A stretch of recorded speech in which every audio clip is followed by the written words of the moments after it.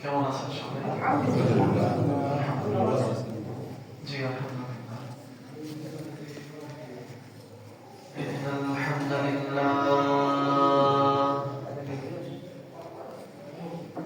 ইন্নাল হামদালিল্লাহ নাহমাদুহু ওয়া নাস্তাঈনুহু মান ইয়াহদিহিল্লাহু ফালা মুদিল্লা লাহু ওয়া মান يضلل فلا هادي له أشهد أن لا إله إلا الله وحده لا شريك له وأشهد أن محمدا عبده ورسوله أما بعد فإن خير الحديث كتاب الله وخير الهدي هدي محمد صلى الله عليه وسلم وشر الأمور محدثاتها وكل بدعة ضلالة وكل ضلالة في النار.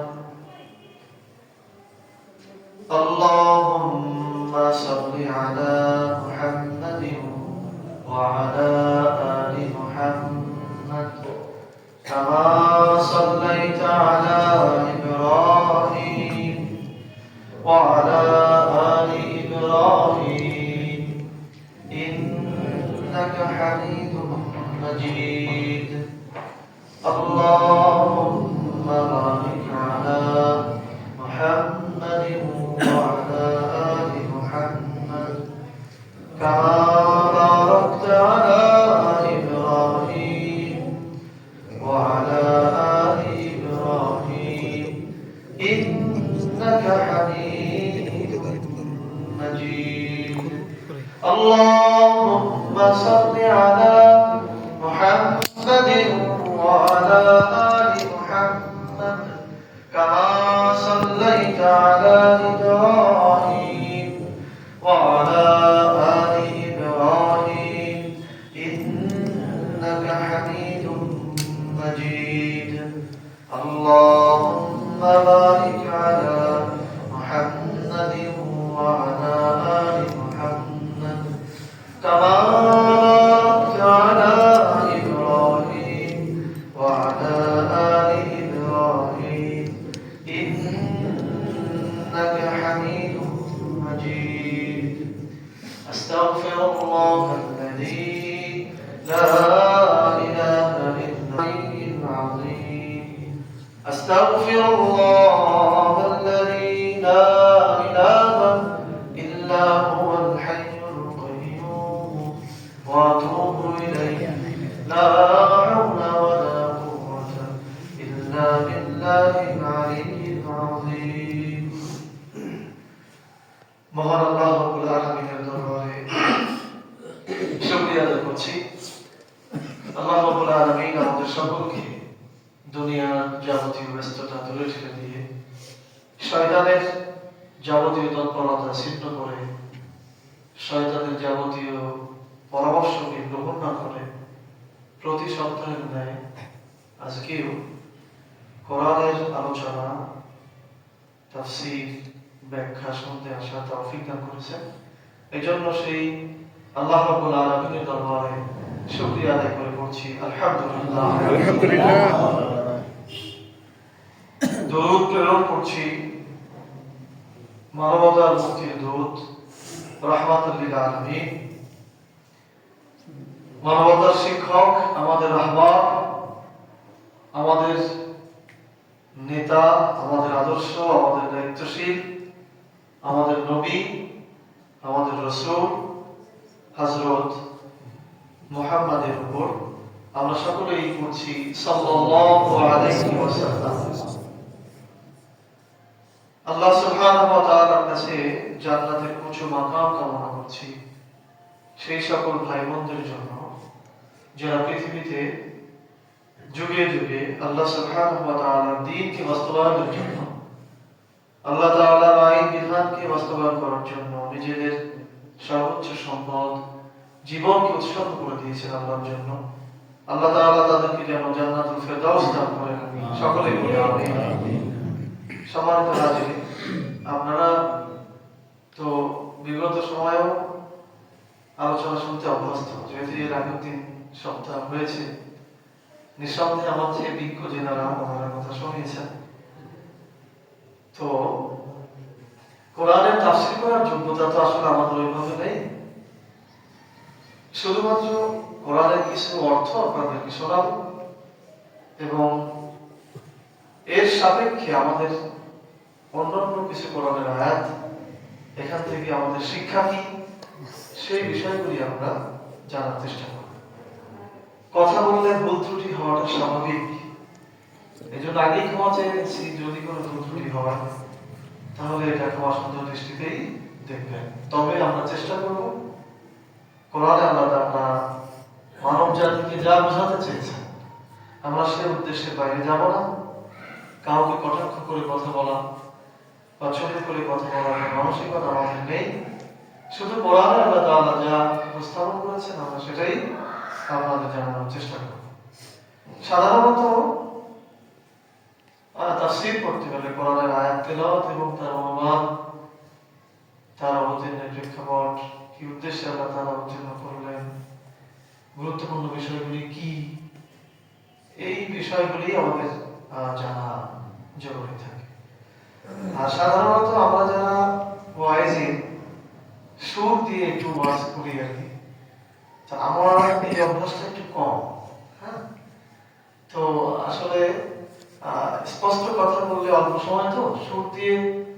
আমি গতকাল একটা মাহফিলে গিয়েছিলাম, 1 ঘন্টা আমার বক্তব্য ছিল।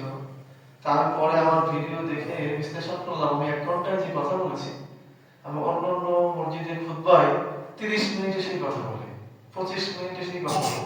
অথচ সেই কথা বোঝাতে আমার 1 ঘন্টা সময় লেগেছে শুধু সুর দেওয়ার কারণে। কারণ সুর দিতে যে একটা ঘটনা বলতে গেলে অনেক লম্বা করে নিতে হয়, তাই না? তো আমি আপনাদেরকে, যেহেতু আজান কয়টায়, 19:08, তার মানে 45 মিনিট সময় আমরা পাবো। তার মধ্যে আমরা কিছু বিষয় জানার চেষ্টা করবো ইনশাআল্লাহ। তো আমরা আজকে আলোচনা করব সূরা তাহা, 20 নম্বর সূরা, জি 123 নম্বর আয়াত থেকে 26 নম্বর আয়াত পর্যন্ত। এই আয়াতগুলিতে আল্লাহ সুবহানাহু ওয়া তাআলা আমাদেরকে কি বোঝাতে চেয়েছেন, মানব জাতিকে কি বোঝাতে চেয়েছেন, আমরা সেটা জানার চেষ্টা করব। আউযু বিল্লাহি মিনাশ শাইতানির রাজীম। বিসমিল্লাহির রাহমানির রাহিম। ওমান আ'রাদা আন যিকরি ফাইন্না লাহু মাঈশাতান দানকাও ওয়া নাহশুরুহু ইয়াওমাল কিয়ামাতি আ'মা। ومن أعرض عن ذكري فإن له معيشة ضنكا ونحشره يوم القيامة أعمى قال ربي لما حشرتني أعمى وقد كنت بصيرا قال كذلك أتتك آياتنا فنسيتها وكذلك اليوم تنسى وكذلك نجزي من أسرف ولم يؤمن بآية ربه ولعذاب الآخرة أشد وأبقى. بارك الله لنا ولكم في القرآن العظيم. আমরা তেলাওয়াত শুনলাম। এই আয়াতগুলিতে আল্লাহ সুবহানাহু ওয়া তাআলা যা বলেছেন তার সরল অনুবাদ হচ্ছে এই। আল্লাহ সুবহানাহু ওয়া তাআলা বলছেন, ওমান আ'রাদা আন যিকরি ফাইন্না লাহু মাঈশাতান দানকা। ওমান আ'রাদা আন যিকরি, আর যে ব্যক্তি বা যারা আ'রাদা আন যিকরি, আমার জিকির থেকে মুখ ফিরিয়ে নেবে। যে ব্যক্তি বা যারা আমার জিকির থেকে মুখ ফিরিয়ে নেবে নিশ্চয়ই তাদের জীবন যাপন হবে সংকুচিত, তাদের জীবন যাপন হবে সংকুচিত, দুনিয়ার জীবন যাপন অল্পের মধ্যে নিয়ে আসবেন, ছোটর মধ্যে নিয়ে আসবেন আল্লাহ সুবহানাহু ওয়া তাআলা, মানে ঝামেলার মধ্যে নিয়ে আসবেন। ওয়ানাহশুরুহু ইয়াওমাল কিয়ামাতি আ'মা, আর কিয়ামতের দিনে তাদেরকে আ'মা করে ওঠানো হবে, অর্থাৎ অন্ধ করে ওঠানো হবে।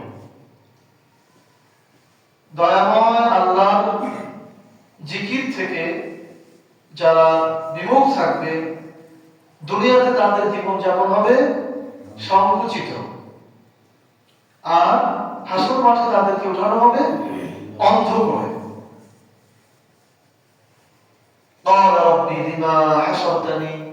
তখন ওই লোকগুলো বলবে, হে আমার প্রতিপালক, লিমা হাসারতানি, আমাদেরকে কেন অন্ধ করে উঠালেন? ওয়াকাদ কুনতু বাসীরা, অথচ আমরা তো চক্ষুষ্মান ছিলাম, আমরা তো চক্ষুষ্মান ছিলাম, আমাদের তো দুনিয়াতে চোখ ছিল, আমরা তো দেখতাম। আল্লাহর পক্ষ থেকে বলা হবে, কাযালিকা আতাতকা আয়াতুনা ফানাসিতাহা, এভাবেই তোমাদের নিকট আমার আয়াত এসেছিল, তোমাদের নিকট আমার আয়াত দিয়েছিল, ফানাসিতাহা, সে আয়াতকে তোমরা ভুলে গিয়েছিলে। ওয়াকাযালিকা ইয়াওমা তুনসা, এজন্য আজকে তোমাদের ভুলে যাওয়া হয়েছে, আয়াতকে তোমরা ভুলে গিয়েছিলে, এজন্য আজকে তোমাদেরকেও ভুলে যাওয়া হয়েছে। আল্লাহ তাআলা আরো অতিরিক্ত জবাবে বলছেন, ওয়াকাযালিকা নাসি মান আসরাফা, এটাই তাদের প্রতিদান যারা সীমা লঙ্ঘন করে। ওয়ালাম ইউমিন বিআয়াতি রাব্বিহি, এবং তার প্রতিপালকের উপর ঈমান আনে না, প্রতিপালকের আয়াতের উপর বিশ্বাস করে না। যারা সীমা লঙ্ঘন করে, যারা আয়াতের উপর বিশ্বাস করে না, তাদের জন্য এরকমই প্রতিফল হয় বা প্রতিদান হয়। ওয়ালা আযাবুল আখিরা আশাদ্দু ওয়া আবকা, তাদের জন্য রয়েছে আখিরাতে আশাদ্দু, কঠিন শাস্তি, ওয়া আবকা, এবং স্থায়ী শাস্তি, কঠিন এবং স্থায়ী শাস্তি। এই হচ্ছে এই আয়াতগুলির সরল অনুবাদ। এখন আমাদের একটু ব্যাখ্যা বিশ্লেষণ যেতে হবে। সেটি হলো, এই আয়াতের স্পেসিফিক শানে নজুলটা অবতীর্ণ হয়নি, এটি সূরা তাহার মধ্যে আল্লাহ সুবহানাহু ওয়া তাআলা তৎকালীন সময় যারা ছিল এবং পরবর্তী মানুষদেরকে সতর্ক করার জন্য আয়াতগুলি অবতীর্ণ করেছেন। এখানে আমাদের বিশ্লেষণের বিষয়গুলো, আল্লাহ তাআলা বলেছেন, ওমান আ'রাদা আন যিকরি, যারা আমার জিকির থেকে বিমুখ। জিকির বলতে আমরা কি বুঝি বলেন তো? আমরা যদি সাধারণত জিকির শব্দটা উল্লেখ করি, জিকির আমরা কি বুঝি? আল্লাহ স্মরণ। যারা আমরা একটু বাংলা শিক্ষিত, মানে আমরা এটা বুঝি যে আল্লাহ স্মরণ। আরো কয়েকটি বিষয় আমরা বুঝি, যেমন সাধারণভাবে আমরা বুঝি জিকির মানেই আল্লাহ তাআলার নাম জপ করা, যেমন আল্লাহ আল্লাহ, আল্লাহু আকবার, আল্লাহু আকবার, লা ইলাহা ইল্লাল্লাহ, সুবহানাল্লাহ, আলহামদুলিল্লাহ, এইগুলিকে আমরা জিকির মনে করি। জি, এটাও এক প্রকার জিকির, এটাও আল্লাহ স্মরণ, এটা আমরা ধরি জিকির। আমাদের সাধারণ মানুষের জন্য এটা কি, আপনি যে কারো সাথে যদি বলেন জিকির করো তো সে কি জিকির করবে? সুবহানাল্লাহ, আলহামদুলিল্লাহ, আল্লাহু আকবার। তাহলে আমরা যদি ওই অর্থ ধরি, জিকির মানে এই তাসবিহ পাঠ, সুবহানাল্লাহ, আলহামদুলিল্লাহ, আল্লাহু আকবার, তাহলে এখানে অর্থ আসে এই যে যারা আমার এই জপ থেকে মুখ ফিরিয়ে নিয়েছো, যারা আমার এই তাসবিহ পাঠ থেকে মুখ ফিরিয়ে নিয়েছো, তাদেরকে আমি অর্থ করে উঠাবো। যদি জিকিরের অর্থ আমরা এটা ধরি, আমাদের দেশে জিকির আরবি শব্দটাই কিন্তু বাংলা হয়ে গেছে, জিকির মানে আমরা ওটা মনে করি। এরপরে আর একটা জিকির, সেটা হচ্ছে যে আপনি যেটা বললেন যে আল্লাহর স্মরণ।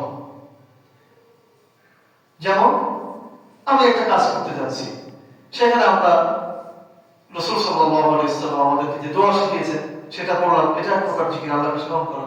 অথবা কোনো অন্যায় কাজ করতে যাচ্ছে, তখন আল্লাহকে স্মরণ করে মনে করলাম যে আল্লাহ তো এটা দেখছেন, এটা করা যাবে না, এটা এক প্রকার স্মরণ জিকির।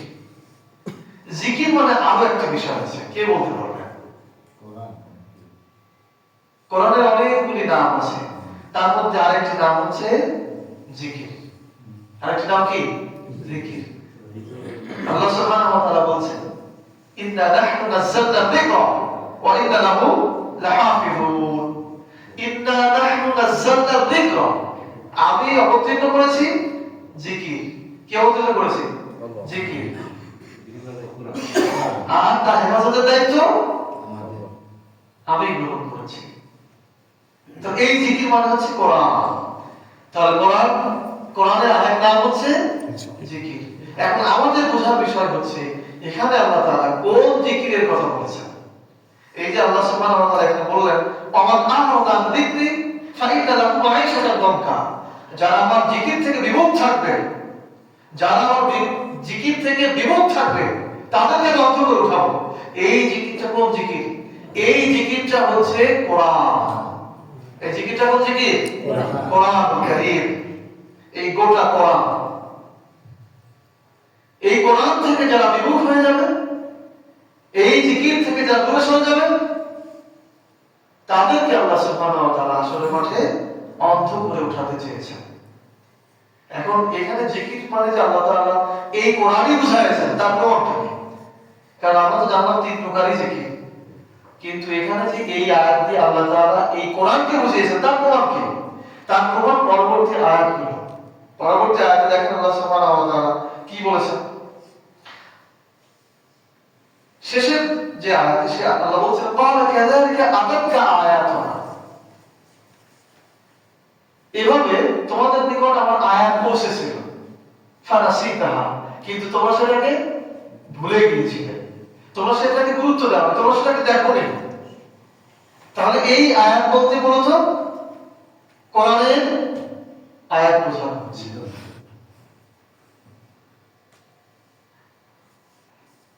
কোরআনের আয়াতের আরেক বাংলা নিদর্শন সাধারণত অনুবাদে এটা লেখা হয়, কিন্তু আমরা আয়াত শব্দটি ব্যবহার করবো এই জন্য যাতে আমরা মৌলিক বিষয়টা বুঝতে পারি। আয়াত, যে এই আয়াত, আমি যে আয়াত তোমাদেরকে দিয়েছিলাম সে আয়াতগুলো তোমরা ভুলে গিয়েছিলে, আর সে কারণেই আজকে তোমাদেরও কি ভুলে যাওয়া হবে। তাহলে আমরা এতটুকু বুঝলাম যে যেই জিকির ভুলে গেলে অন্ধ করে আল্লাহ তাআলা উঠাতে চেয়েছেন, সেই জিকির কোন জিকির? কোরআন। কোরআন কারীম। কোন জিকির? কোরআন।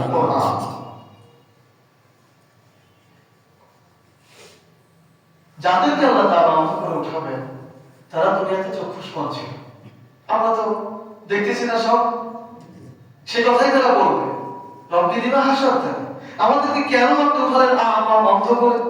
অকত কুনতু বাসীরা, অথচ আমরা তো দেখতাম, কিন্তু তারপর আমাদের অন্ধ করে উঠানো হয়েছে। আজকে এই কোরআন আমাদের সামনে আছে, কিন্তু আমরা সেটাকে দেখছি না, আমরা সেটাকে দেখছি না। সেটা কি হবে? আমরা যে কোরআন দেখছি না সেটা কি হবে? আলহামদুলিল্লাহ, আমরা বোধহয় অনেকেই কোরআন পড়ি, কোরআনের অনুবাদ পড়ি, অর্থ বোঝার চেষ্টা করি, আপনারা তাফসীর শোনেন, এগুলো সবই ভালো, আলহামদুলিল্লাহ। কিন্তু আসলে কোরআন না দেখা বিষয়টা আল্লাহ তাআলা যা বোঝাতে চেয়েছেন সেটি হচ্ছে আল্লাহ রাব্বুল আলামিন এই কোরআনে বিভিন্ন বিধান দিয়েছেন, আয়াত দিয়েছেন, সেটাকে যদি কাজে পরিণত করা না হয়, বিশ্বাস না করা হয়, তাহলে সেটাকে মূলত দেখা বলে না, সেটাকে মূলত গুরুত্ব দেওয়া বলে না। কিভাবে আমরা কোরআনের প্রতি আমরা অন্ধ আছি, অর্থাৎ কোরআনকে যে আমরা দেখছি না, তার কিছু উদাহরণ আমরা পেশ করব। যেমন ধরুন, আল্লাহ সুবহানাহু ওয়া তাআলা মহান কোরআনে বলেছেন, আকিমিস সালাহ, তোমরা সালাতকে কায়েম করো। এটি কোরআনের আয়াত, সালাতকে কায়েম করো। তাহলে কোন কাজ আমল করা কাকে বলে? ধরুন আপনি আপনার অধীনস্থ যারা আছে, আপনি কোন অফিসের দায়িত্বশীল, আপনার অধীনস্থ যে কর্মকর্তা বা কর্মচারী আছে, আপনি তাকে আদেশ করলেন যে তুমি এই কাজটা করবা বা করো, তিনি সেই কাজটি করলেন না, তাহলে আসলে কি তিনি তার ওই আদেশ পালন করেছেন? করেন। তিনি শুনেছেন কিন্তু পালন করেন। তাহলে আসলে তিনি ওটাকে গুরুত্ব দেন, ভ্রুক্ষেপ দেন, ভ্রুক্ষেপ করেন যে আমার উচ্চতম একটা আদেশ করে সেটা আমাকে পালন করতে হবে, এটা করেনি। তাহলে আসলে সে অন্ধ সাদৃশ আচরণ করে। আপনাদের কাছে সমস্যা অল্প করে দিয়ে দেন।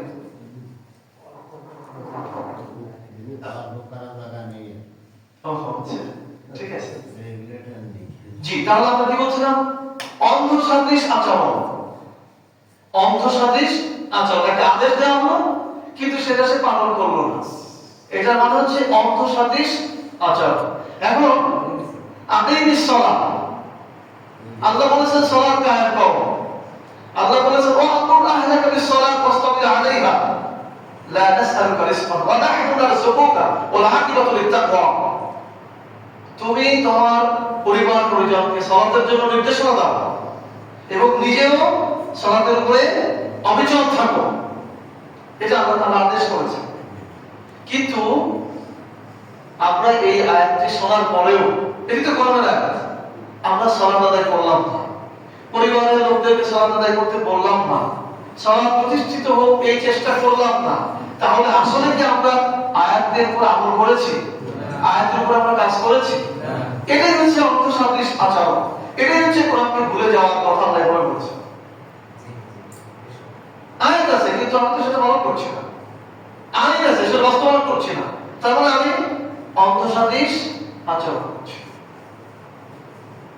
কোরআনে আল্লাহ সুবহানাহু ওয়া তাআলা বলেছেন ওয়াকুল লিল মুমিনাতি ইয়াগদুদনা মিন আবসারিহিন্না ওয়া ইয়াহফাযনা ফুরুজাহুন্না ওয়া লা ইবদিনা যিনাতাহুন্না। নারীদেরকে উদ্দেশ্য করে আল্লাহ সুবহানাহু ওয়া তাআলা বলছেন, হে রাসূল আপনি মুমিনাত নারীদেরকে বলুন তারা যেন তাদের চোখের দৃষ্টিকে সংযত করে, নিম্নগামী করে রাখে, নিজেদের লজ্জাস্থানকে হেফাজত করে, নিজেদের সৌন্দর্য প্রদর্শনের জন্য তারা যেন জোরে জোরে পদক্ষেপ না ফেলে, জোরে জোরে না হাঁটে। এটি আল্লাহ তাআলার নির্দেশ। এর আগের আয়াতে আল্লাহ তাআলা বলছেন কুল্লিল মুমিনিনা ইয়াগুদ্দু মিন আবসারিহিম ওয়া ইয়াহফাযু ফুরুজাহুম যালিকা আযকা লাহুম ইন্নাল্লাহা খাবীরুম বিমা ইয়াসনাউন। হে রাসূল আপনি মুমিন পুরুষদেরকে বলুন তারাও যেন তাদের চোখের দৃষ্টিকে সংযত রাখে, তাদের লজ্জাস্থানকে হেফাজত করে, আর এটাই তাদের জন্য কল্যাণ, না সমস্ত বিষয় আমি খবর রাখি। এটি আল্লাহ তাআলার আয়াত, আল্লাহ তাআলার বিধান। এখন কোরআনে এই আয়াতটি আছে না নেই? বলেন আছে। কিন্তু আমরা যারা এটা জানার পরেও আমরা যারা নারী আছি, আমরা যারা মা বোনেরা আছি, আমরা এটাকে গুরুত্ব দিলাম না। আল্লাহ বলেছেন, কে বলেছেন? সার্বভৌম ক্ষমতার মালিক যিনি, তিনি বলেছেন। যিনি বলেছেন আল্লাহ তাআলা আল্লাহু লাহু মুলকু সামাওয়াতি ওয়াল আরদ, আকাশ এবং জমিনের রাজত্ব, প্রভুত্ব, কর্তৃত্ব, সার্বভৌমত্ব একমাত্র আমি আল্লাহ। যিনি বলেছেন লিমানিল মুলকুল ইয়াউম, হাসরের মাঠে আসমানকে আল্লাহ তাআলা একখান ধরবেন এরকম, এই জমিনকে আরেকখানে ধরে বলবেন আইনা আসজা, কোথায় স্বৈরাচারীরা কোথায়? লিমানিল মুলকুল ইয়াউম, আজ কার রাজত্ব, আজ কার প্রভুত্ব? কে উত্তর দেওয়ার মতো নেই, আল্লাহ নিজে উত্তর দিবেন লিল্লাহি ওয়াহদাহু। আজকে একমাত্র প্রতাপশালী আল্লাহর জন্যই রাজত্ব। সেই আল্লাহ আদেশ দিয়েছেন কোরআনের মধ্যে, পুরুষদেরকে বলেছেন, পুরুষদেরকে বলেছেন তোমরা তোমাদের চোখকে হেফাজত করো, অন্য নারীদেরকে নিজেদের থেকে সংযত করে রাখো, আর নারীদেরকে বলেছেন তোমরা তোমাদের সৌন্দর্য প্রদর্শনের জন্য জোরে জোরে পা ফেলো না, জোরে জোরে হেঁটো না। অকুল লিল মুমিনাত, মুমিন নারীদেরকে বলা হয়েছে, যারা মুমিন, যারা মুসলিম। আজকে আমরা যারা এই আয়াত কোরআনের মধ্যে থাকার পরেও এই আয়াতে আমল করছি না, তারা কি আসলে এই আয়াতের সাথে অন্তঃসাদৃশ আচরণ করছে? আমি আপনাদেরকে এইটাই বোঝাতে চাচ্ছি যে কেন আল্লাহ আমাদেরকে অন্ধ করে উঠাবেন। আল্লাহর কাছে আপনারা বলবেন লিমা হাসাতানি আমা, আমার অন্ধ করে উঠালেন কেন? আল্লাহ বলবেন কাযালিকা আতাতকা আয়াতুনা, তোমাদের নিকট আমার আয়াত দিয়েছিল, ফানাসিতা, তোমরা সেটাকে ভুলে গিয়েছিলে, এই জন্য আজকে তোমাদের নকল করে উঠানো হয়েছে। তা ভুলে তো আমরা উঠে গিয়েছি, আল্লাহ বলেছেন একটা, সেটা করিনি, তাহলে আমরা সেটা কি ভুলে গিয়েছি, আমরা সেটাকে আমল করিনি। এবার ধরো আল্লাহ সুবহানাহু ওয়া তাআলা এই কোরআনে সালাতের কথা, হজ, যাকাত, তাসবিহ, তাহলিল এই সবগুলি আয়াত হিসাবে অবতীর্ণ করেছে। তোমরা সালাত আদায় করো, যাকাত দাও, হজ করো, সদকা করো, এরকম ভালো ভালো কথা আছে না কোরআনে আছে এক অংশে। ঠিক আর এক অংশে আল্লাহ সুবহানাহু ওয়া তাআলা আইন দিয়েছেন ফৌজদারি দণ্ডবিধি, বুঝেছো? দেওয়ানি দণ্ডবিধি, এই দেওয়ানি আইন অর্থাৎ জমানবন্দি বন্টন সংক্রান্ত আইন কোরআনে আছে না নেই? আছে। আমার মনে হয় প্রত্যেক মুসলিমের এই সম্পদ বন্টনের যে আইন, এটা খুব ভালো করে পড়া উচিত। আমার অনেক সময় না বুঝে এমন ভুল করে যায়, হ্যাঁ, এই সম্পদ কম বেশি করে যায়, যার যতটুকু হক সেটা না দিয়ে অন্যকে বেশি দিয়ে কম করে ফেলে, মেরে ছেড়ে ইত্যাদি ইত্যাদি। এটা কিন্তু মারাত্মক বিপজ্জনক।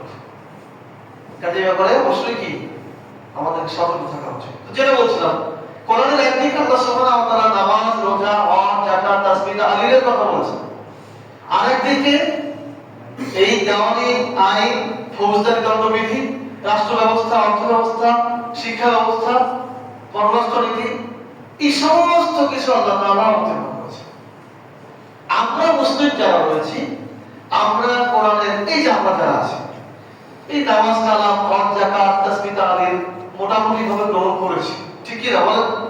সবাই আমরা এটা করেছি। কিন্তু আরেকটা অংশে আল্লাহ সুবহানাহু ওয়া তাআলা যে বিচার ব্যবস্থা দিয়েছেন, যে রাষ্ট্র ব্যবস্থা দিয়েছেন, যে আইন দিয়েছেন, ফৌজদারি যে দণ্ডবিধি দিয়েছেন, দেওয়ানি যে আইন দিয়েছেন, এগুলি কি আসলে আমরা বাস্তবায়ন করি বা করার চেষ্টা করি? করি না। তাহলে আমরা কোরআনকে যদি প্রথমত দুই ভাগে ভাগ করে দেই, এক হচ্ছে ইবাদত কেন্দ্রিক, আর এক হচ্ছে মানব জীবন নিয়ন্ত্রণ কেন্দ্রিক। তাহলে আমরা ইবাদত কেন্দ্রিক বিষয়টি গ্রহণ করেছি, কিন্তু মানব জীবন নিয়ন্ত্রণ কেন্দ্রিক যে বিষয়গুলি আল্লাহ তাআলা কোরআনে অবতীর্ণ করেছেন, সেগুলি আমরা গ্রহণ করিনি। আমার সাথে আপনারা একমত? দেখেন এখন কি বলেছেন আল্লাহ তাআলা, আফাতুমিনুনা বিবাদিল কিতাব ওয়া তাকফুরুনা বিবাদ। আল্লাহ বলছেন, আপনাদের কষ্ট হচ্ছে না? আমি তো আসলে আপনাদের আগে এখানে আসিনি, এখন আমি তো প্রথমে কিন্তু ভুল স্বীকার করে নিয়েছি, ভুল হলে ক্ষমা করে দেবেন, ঠিক আছে না?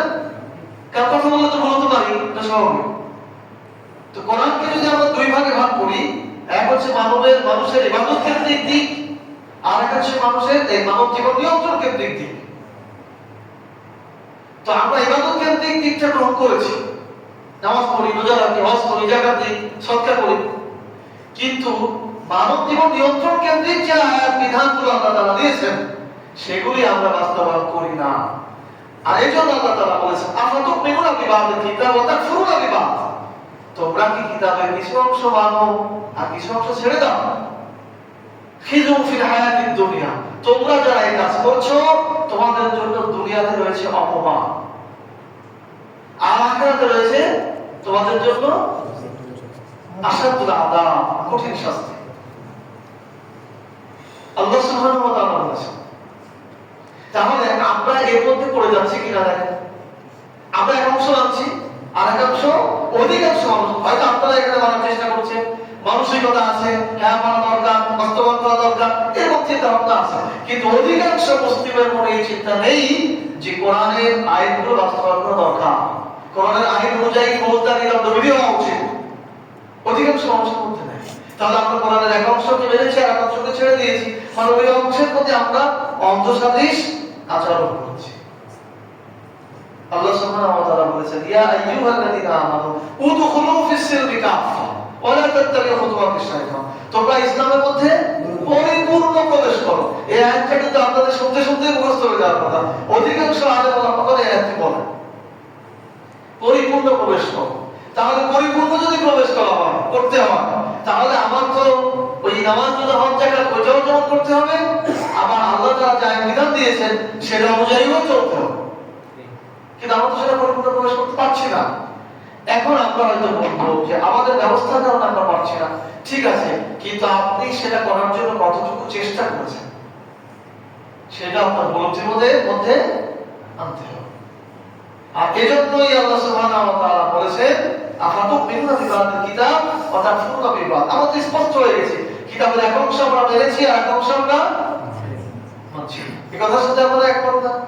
অবশ্যই। কারণ কোরআনে এটাই আছে। কোরআনটা অবতীর্ণ হয়েছে কেন? আমাদের অনেকে বিভিন্ন আয়াত মুখস্থ থাকতে পারে, যেমন শাহরুর রমাদান আল্লাযী উনজিলা ফীহিল কুরআন হুদাল লিন-নাস। এই কোরআন রমজানে অবতীর্ণ করেছি যা মানুষের জন্য পথ প্রদর্শক। আরেকটি আয়াত আছে, আল্লাহ বলেছেন ইন্না আরসালনা ইলাইকাল কিতাব বিল হক লিতাহকুমা বাইনান নাস বিমা আরাকাল্লাহ। আচ্ছা, এই আয়াতের সাথে কে কে এই আয়াতটা পরিচিত নয়? ইন্না আরসালনা ইলাইকাল কিতাব বিল হক লিতাহকুমা বাইনান নাস বিমা আরাকাল্লাহ। এখানে আল্লাহ সুবহানাহু ওয়া তাআলা বলেছেন নিশ্চয়ই আমি এই কিতাব আপনার উপর অবতীর্ণ করেছি সত্য সহকারে। কি জন্য? লিতাহলিমার জন্য, তাহকুম মানে বিচার, লিতাহকুমা বাইনান নাস মানুষের মধ্যে বিচার ফয়সালা করবে, বিমা আরাকাল্লাহ আল্লাহ তোমাকে যেভাবে দেখিয়েছে। তাহলে এই কোরআন অবতীর্ণের আরেকটি কারণ কি? বিচার ফয়সালা করার জন্য। কোরআন অবতীর্ণ করা হয়েছে কেন? বিচার ফয়সালা করার জন্য, স্পষ্ট আয়াত। তাহলে আমরা কি কোরআনকে বিচার ফয়সালার জায়গায় দিতে পেরেছি? তাহলে আমরা কি কোরআনের সাথে চক্ষু সাদৃশ আচরণ করছি নাকি অন্ধ সাদৃশ আচরণ করছি? আল্লাহ তো দিয়েছেন এগুলো। ফৌজদারি দণ্ডবিধিতে স্পষ্ট আল্লাহ তাআলা বলেছেন ওয়া কাতাবনা আলাইহিম ফিহা আন্নান নাফসা বিন-নাফসি ওয়াল আইনা বিল-আইনি ওয়াল আনফা বিল-আনফি ওয়াল উযুনা বিল-উযুনি ওয়াস-সিদরা বিস-সিদরি ওয়াল যুরহা বিস-সাফ ফামান তাসাদদাকা বিহি ফাহুয়া কাফারাতুন লাহু ওয়া মান লাম ইয়াহকুম বিমা আনজালাল্লাহ ফাউলাইকা হুমুয যালিমুন। সূরা আয়াত 45 নম্বর আয়াত। এখানে আল্লাহ তাআলা বলেছেন আমি কিতাবে লিখে দিয়েছিলাম, আমি কিতাবে লিখে দিয়েছিলাম হত্যার বদলে প্রাণের বদলে প্রাণ, হাতের বদলে হাত, কানের বদলে কান, চোখের বদলে চোখ, নাকের বদলে নাক, আঘাতের বদলে আঘাত। আর যদি আঘাতপ্রাপ্ত হওয়ার পরে কেউ ক্ষমা করে দেয় তাহলে এটা তার নিজের গুনাহ কাফারা করে। আর যারা আল্লাহর দেওয়া বিধান অনুযায়ী বিচার ফয়সালা করে না তারা জানেন, একটু পরেই বলেছেন তারা কাফের, তারা ফাসিক। তাহলে কোরআনে স্পষ্ট বিধান রয়েছে যে কিভাবে একটা সমাজে যদি এরকম মারামারি, হত্যাযজ্ঞ হয়, আক্রমণ হয়, তাহলে তার বিচারটা কিভাবে করতে হবে আল্লাহ দেখিয়েছেন না? আল্লাহ দেখাইছেন কিনা? এই জন্যই তো আল্লাহ তাআলা বলেছেন বিমা আরাকাল্লাহ আমি আল্লাহ যেভাবে দেখাইছি তুমি সেভাবে বিচার করবা। একজন মুসলিম যদি সে বিচারক হয়, একজন মুমিন যদি হয়, তাকে অবশ্যই বিচার করতে হবে কোরআন আল্লাহ তাআলা যেভাবে দেখাইছেন সেভাবে। এখন আমরা বলবো যে আমরা তো দেশের সেই আইনের মধ্যে আমরা নেই, ঠিক আছে, আপনার সাথে একমত। আমার প্রশ্ন হচ্ছে আমি আপনি ওই আইনকে নিয়ে আসার জন্য কতটুকু চেষ্টা করছি? আমার নবী তো এই আইন বাস্তবায়ন করার জন্য 23 বছর চেষ্টা করেছেন। কত বছর? 23 বছর চেষ্টা করেছেন। কোন দিন থেকে? যেদিন থেকে নবুয়ত পেয়েছেন সেদিন থেকে। আমরা কতদিন চেষ্টা করছি? আমরা নবীর আদর্শ মানে এই যে আমার মাথায় পাগড়ি, টুপি, দাড়ি, বাবরি, এগুলো সব কি নবীর সুন্নাত না? আপনাদের মুখে ওই যে দাড়ি আছে, টুপি, পাঞ্জাবি, এগুলো সব সুন্নাত। কিন্তু নবীজি যে 23 বছর ধরে আল্লাহর আয়াতকে বাস্তবায়ন করার জন্য চেষ্টা করেছেন, সে আদর্শ যে আমরা করছি না। আমরা করছি মানে আমি সবার জন্য বলছি, আমরা তো এই আদর্শ সবার জন্য করছি, তাই না? আমাদের বাইরে যে সমস্ত মুসলিম ভাইরা আছে তাদের জন্য করছি, বোনদের জন্য করছি, এবং তাদেরকে অপমান করার জন্য না। আমি তার বিবেকে আঘাত দেওয়ার চেষ্টা করছি যে আমরা এই অবস্থার মধ্যে আছি, আমরা তো কোরআনের আয়াতের সাথে অন্ধ সাদৃশ আচরণ করছি। কোরআনে আল্লাহ তাআলা এই বিধানগুলো দিয়েছেন, কিন্তু আমরা তো সে অনুযায়ী বিচার ফয়সালা করছি না। তাহলে আমরা কি সে আয়াত মানছি? আল্লাহ সুবহানাহু ওয়া তাআলা বলেছেন আয-যানিয়াতু ওয়াজ-যানী ফাজলিদু কুল্লা ওয়াহিদিন মিনহুমা মিআতা জালদা। যারা ব্যভিচারিণী এবং ব্যভিচারী তাদেরকে 100 বেত্রাঘাত করতে হবে। এটা কোরআনের আইন। এর পেছনে অনেক ব্যাখ্যা বিশ্লেষণ রয়েছে। আজকে যেহেতু আমাদের অন্তঃসাদৃশ্য আলোচনা, এই জন্য আমরা ওদিকে যাবো না। আমার একটি লেকচার আছে কোরআনের আইন বিশ্লেষণ, কোরআনের আইন বিশ্লেষণ। সেক্ষেত্রে আমরা এটা বুঝাবো যে কেন আল্লাহ তাআলা এটা দিলেন। অনেক সাধারণ শিক্ষিত ভাই বোনেরা বলবে এটা তো বড় আইন, কেন 100 বেত্রাঘাত করতে হবে, কেন অর্জন করতে হবে, এরকম কথা অনেক সময় বলে থাকে। এর পেছনের কারণ কি এটা ব্যাখ্যা করলে তারাও বুঝবে না এটাই যৌক্তিক। আল্লাহ তাআলা যেটা দিয়েছে সেটাই কি যৌক্তিক। আজকে যেরকম বিচারের শাস্তি আল্লাহ তাআলা দিয়েছেন 100 বেত্রাঘাত, আর আপনার আইনে আপনি যে দেশের নাগরিক, যেখানে আপনি নিজেকে মুসলিম দাবি করেন, যেখানে আপনি নিজেকে মুসলিম মনে করেন, সেই দেশের আইনে আছে 100 টাকা জরিমানা। কয় টাকা জরিমানা? 100 টাকা। নাউযুবিল্লাহ বলেন। কোরআনের আইনের বিপরীতে আপনারা আমার কথা কষ্ট পাচ্ছেন না? মুরব্বীদের সাথে কথা বলতে ভয় পায়, কোন কথাই না যেন ওনাদের ছোট করা হয়ে যায় কিনা। আমি আপনাদের ছোট করার জন্য বলছি না, আমি বোঝানোর চেষ্টা করছি। আমি মুসলিম, আমি এই দেশের নাগরিক, যেখানে বলা হয় 90% মুসলিম, যেখানে কোরআনের লক্ষ লক্ষ 25 লক্ষ হাফেজ আছে, মানুষ আলেম আছে, কারি আছে, যেখানে কোরআনের আইন আমরা বুঝি,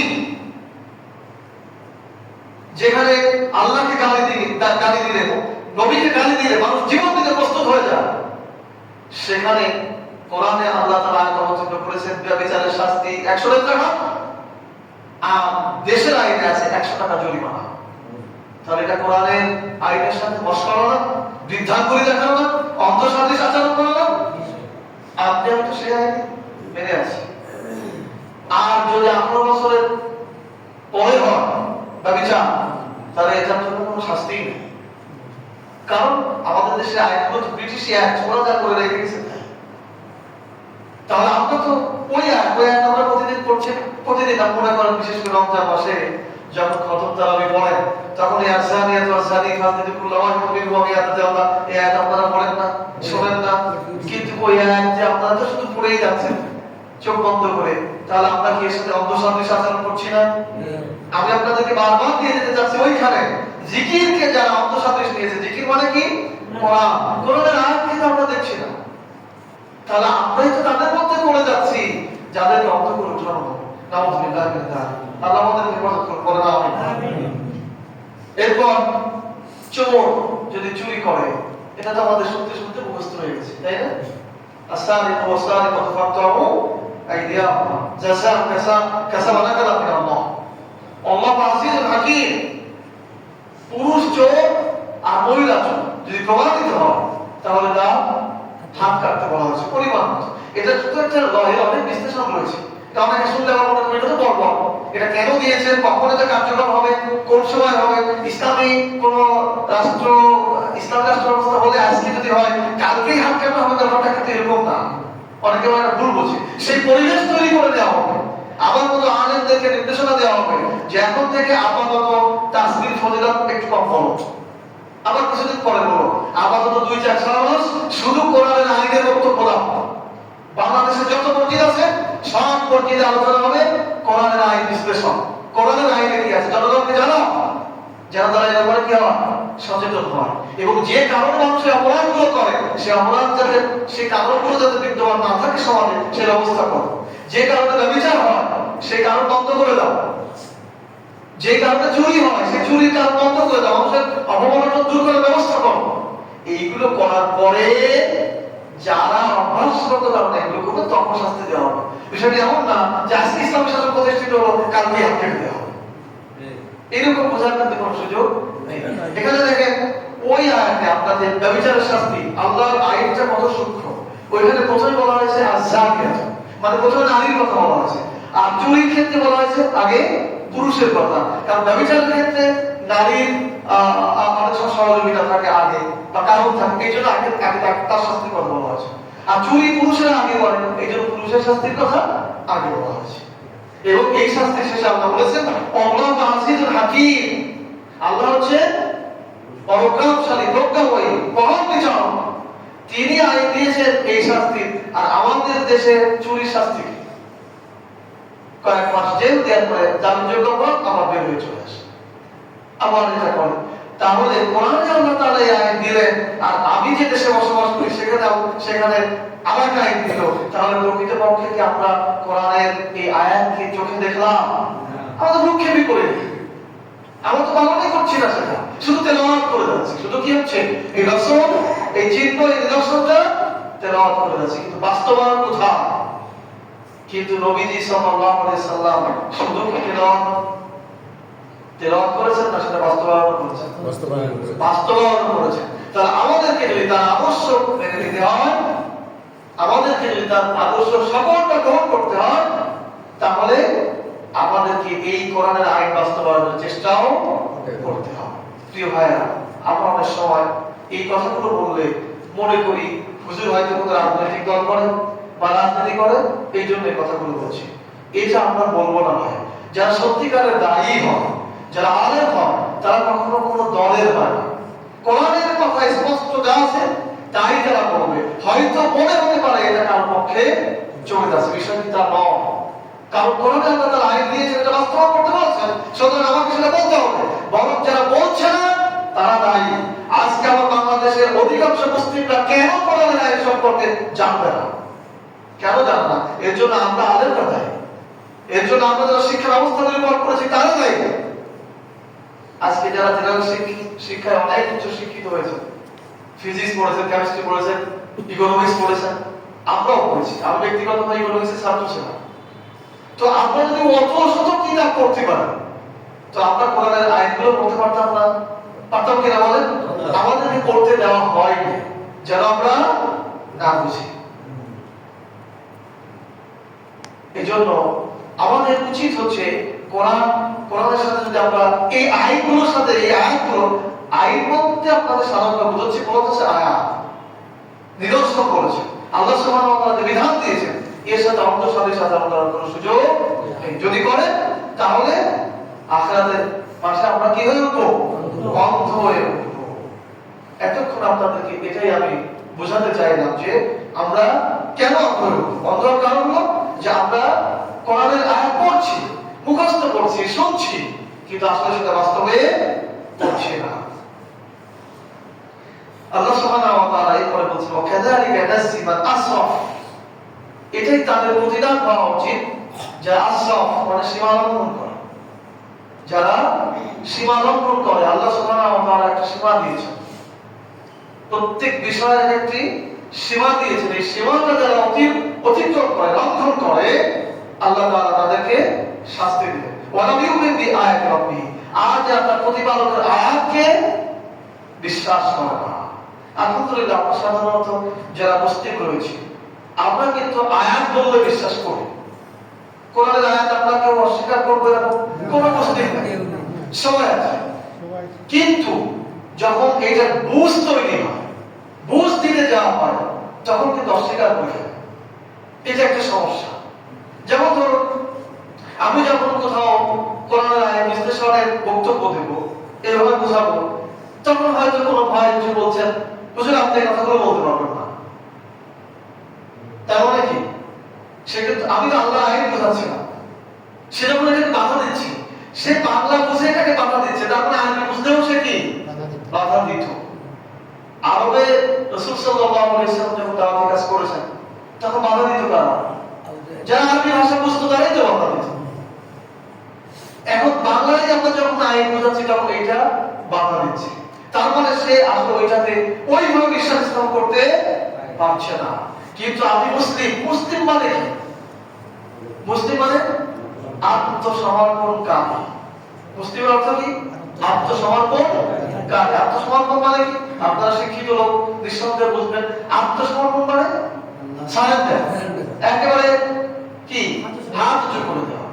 আমরা একটা উদাহরণ দিতাম, মনে করেন কোথাও কোনো ডিফেন্স বাহিনী কাউকে গ্রেফতার করতে গেছে, বড় সন্ত্রাস। এখন তাকে যখন বলা হলো চতুর্দিক থেকে তোমাকে ঘিরে দেওয়া হয়েছে, তুমি হাত উঁচু করে সমস্ত অস্ত্র জমা দাও, আর হাত উঁচু করে চলে আসো।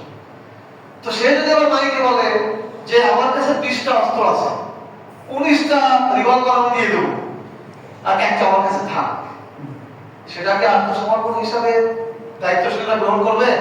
যারা গ্রেফতার করতে গেছে তারা গ্রহণ করবে না। বলবে না তুমি সমস্ত কিছু দিয়ে দাও। যদি বলে যে আমার কাছে একটা ব্লেড থাকুক, একটা ব্লেড আমার পকেটে থাকুক, আমি সব দিয়ে দিচ্ছি, তাও কি রাখতে দিবে? দিবে না। ব্লেডটা পর্যন্ত দিয়ে হাত উঁচু করে দিতে হবে, আমার কাছে আর কিছুই নাই। তাহলে আল্লাহ তাআলা মুসলিম বলেছেন, হুয়া সাম্মাকুমুল মুসলিমিন, তিনি তোমাদের নাম রেখেছেন কি মুসলিম, আত্মসমর্পণকারী।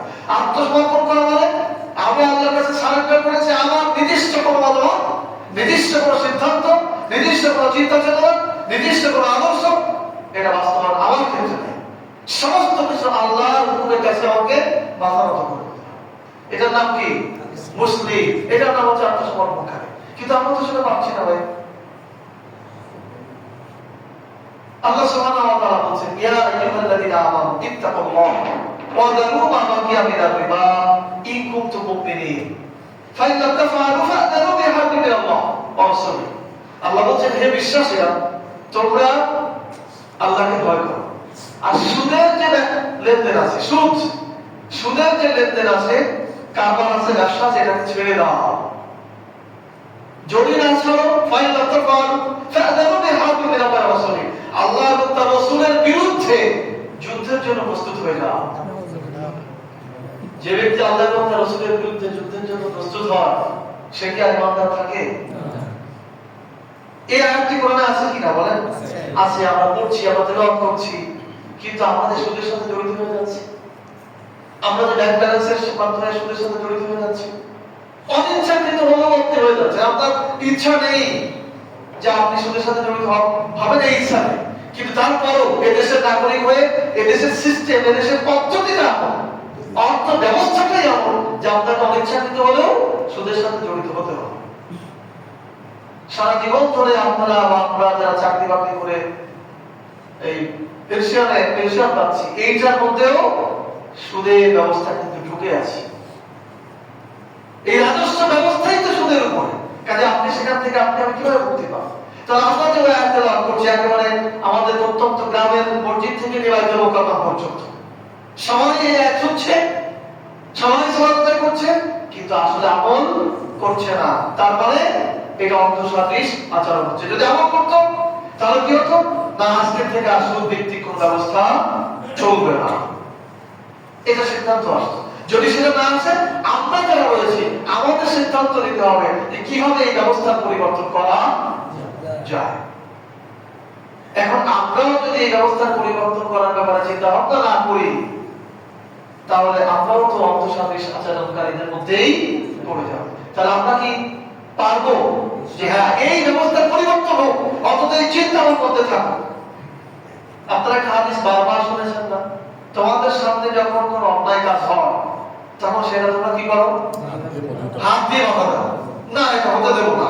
তারপরে শক্তি যদি দেখো যে না এটা হচ্ছে না, আমাদের পারা যাচ্ছে, তাহলে সেটা কথা দিয়ে বলো, না এটা করবো না, এটা করা যাবে না, এটা ঠিক না, এটা ভালো না। যদি সেটাও না করো, পরের অংশ কি? এইটাতে সমস্যা আছে। এখানে আমি ভাষা বুঝলে আপনার ফাজু ওয়াইকির এই শব্দ করে পরিবর্তন করার চেষ্টা, এই সব শব্দ ওই জায়গায় রাখবে। ফাজুবন্দি মানে অন্তর দিয়ে ঘৃণা করো না, বিষয়টি এমন না। অন্তর দিয়ে তুমি চিন্তা করো কিভাবে এই অন্যায়টাকে পরিবর্তন করা যায়। ঘৃণা করা চলে আসেন না, ঘৃণার কাছে, কিন্তু ওইটাকে পরিবর্তন হবে। আপনি চলে আসবেন, আর একজন দিক দিয়ে যাবে, সেও এরকম চলে আসবে, তাহলে কি আসলে পরিবর্তন হবে? বরং আপনাকে চিন্তা করতে হবে কিভাবে এই অন্যায়টাকে পরিবর্তন করা যায়। আজকে আমি বৃদ্ধ হয়ে যাচ্ছি, আমার নবজাতক সন্তান পৃথিবীতে রেখে যাচ্ছি, আমি সুদ ব্যবস্থার মধ্যে পড়ে আছি, আমি হালাল ভাবে চাকরি দিয়েছিলাম, কিন্তু এই রাষ্ট্র ব্যবস্থা, এই রাজস্ব ব্যবস্থা আমাকে সুদ খেতে বাধ্য করেছে। আমি আমার নবপ্রজন্মকে এমন রাষ্ট্র ব্যবস্থার মধ্যে রাখতে চাই না যেখানে অনিচ্ছাকৃত সুদ খেতে হয়। সুতরাং আমাকে সেই চেষ্টা করতে হবে, আপনার মধ্যে সেই বাসনা থাকতে হবে। শুধু ঘৃণা করবেন না, না না যা, আপনাকে সিদ্ধান্ত নিতে হবে যে আমি আমার সন্তানকে এইরকম পৃথিবী, এইরকম দেশের মধ্যে রেখে যেতে চাই না। অন্তত আপনি চেষ্টা করবেন। কি হবে না হবে এটা সিদ্ধান্তটা আল্লাহ, কিন্তু আপনাকে চেষ্টাটা দেখাতে হবে। কি আমরা পারবো তো সবাই ইনশাআল্লাহ? তাহলে আমাদের আলোচনা ছিল কোরআনের সাথে অর্থসাদৃশ আচরণ। আপনাদেরকে আমি মোটামুটি ভাবে বুঝাতে পেরেছি যে কোরআনের সাথে অর্থসাদৃশ আচরণটা কি।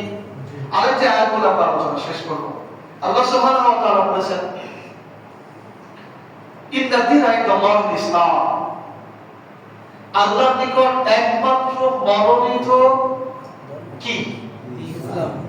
এই অর্থটা বলেন তো, ইন্না দীনা ইনদাল্লাহিল ইসলাম, আল্লাহর নিকট একমাত্র মনোনীত ইসলাম।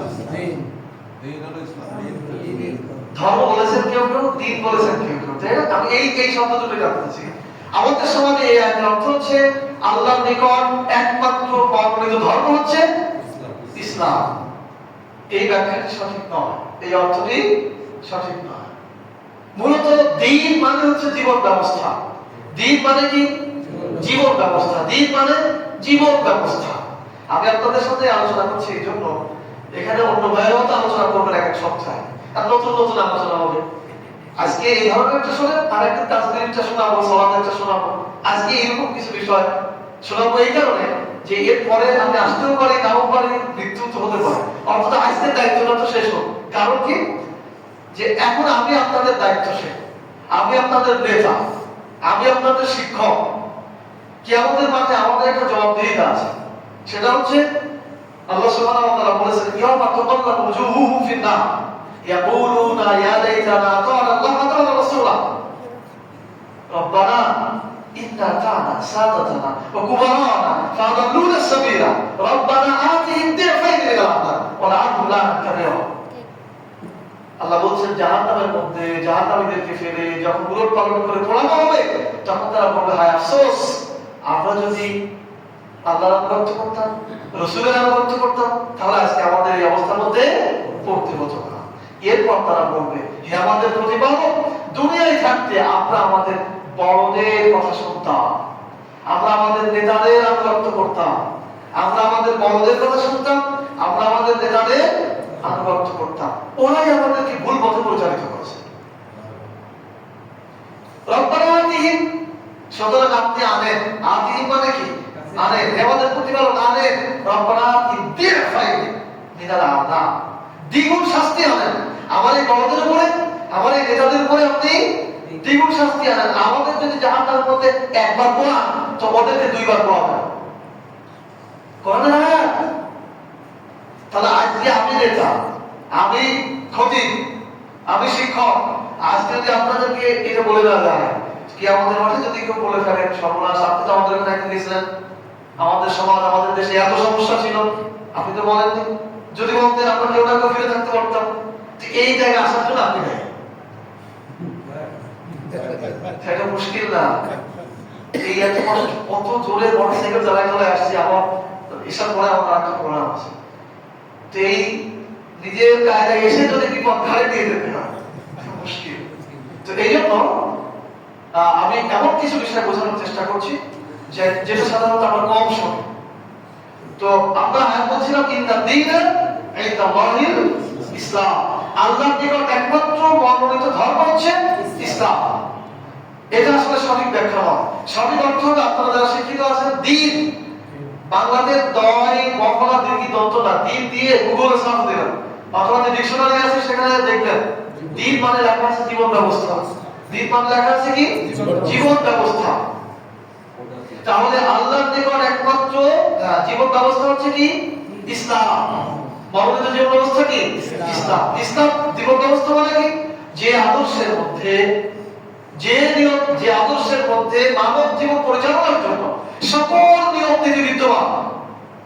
সংজ্ঞাটা রাষ্ট্রবিজ্ঞানের সংজ্ঞা, ভালো করে মনে রাখবেন। যে আদর্শের মধ্যে মানব জীবন পরিচালনার জন্য সকল নিয়ম কানুন বিদ্যমান, সেটাকে জীবন ব্যবস্থা বলা হয়। এখন আপনি ইসলাম জীবন ব্যবস্থাকে এটা প্রমাণ করেন। আপনি সূরা মাইদা 6 নম্বর আয়াত পড়ে দেখবেন, মানুষ প্রাকৃতিক প্রয়োজন পর্যন্ত, প্রাকৃতিক প্রয়োজন পূরণ করার পরে কি করবে এটাও আল্লাহ তাআলা শিখিয়েছেন।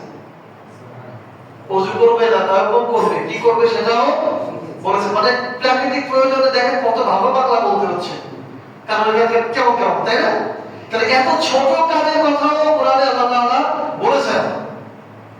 আবার রাষ্ট্র পরিচালনা পর্যন্ত আল্লাহ তাআলা বলেছেন। এক কথায় যদি বলা হয়, রাষ্ট্র ব্যবস্থা, অর্থ ব্যবস্থা, শিক্ষা ব্যবস্থা, বিচার ব্যবস্থা, পররাষ্ট্র ব্যবস্থা, যুদ্ধ ব্যবস্থা, সমস্ত কিছু পুঙ্খানুপুঙ্খরূপে আল্লাহ তাআলা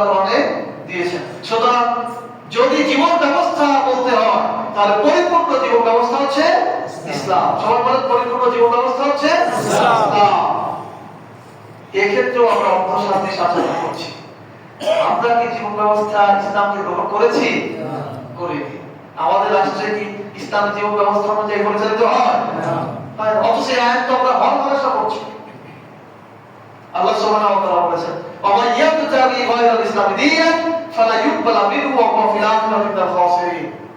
যারা ইসলাম ব্যতীত অন্য কোন জীবন ব্যবস্থা গ্রহণ করবে, অর্থাৎ ইসলামের যে বিচার ব্যবস্থা আছে, রাষ্ট্র ব্যবস্থা আছে, অর্থ ব্যবস্থা আছে, শাসন ব্যবস্থা আছে, এইগুলো বাদ দিয়ে অন্য কোন আদর্শের আইন, বিচার ব্যবস্থা, রাষ্ট্র ব্যবস্থা, অর্থ ব্যবস্থা এইগুলো যদি গ্রহণ করে, সেটা তার কাছ থেকে গ্রহণ করা হবে না এবং তার ক্ষতিগ্রস্তদের অন্তর্ভুক্ত হবে, তারপরে জাহান্নামের অধিভুক্ত হবে। কারণ কি? আল্লাহ সুবহানাহু ওয়া তাআলা বলেছেন, আলিয়াউমা আকমালতু লাকুম দীনাকুম ওয়া আতমামতু আলাইকুম নি'মাতি ওয়া রাদিতু লাকুমুল ইসলাম দীনান। আজ আমি তোমাদের জন্য আমার নিয়ামতকে পরিপূর্ণ করে দিলাম, ইসলামকে তোমাদের জীবন ব্যবস্থা হিসেবে মনোনীত করলাম। যে আল্লাহ রাব্বুল আলামিন আমাদের সৃষ্টিকর্তা, তিনি আমাদের জন্য জীবন বিধান দিয়েছেন ইসলাম, জীবন ব্যবস্থা দিয়েছেন ইসলাম, আইন ব্যবস্থা, রাষ্ট্র ব্যবস্থা, অর্থ ব্যবস্থা, এগুলো সবগুলোটা দিয়েছেন ইসলামে।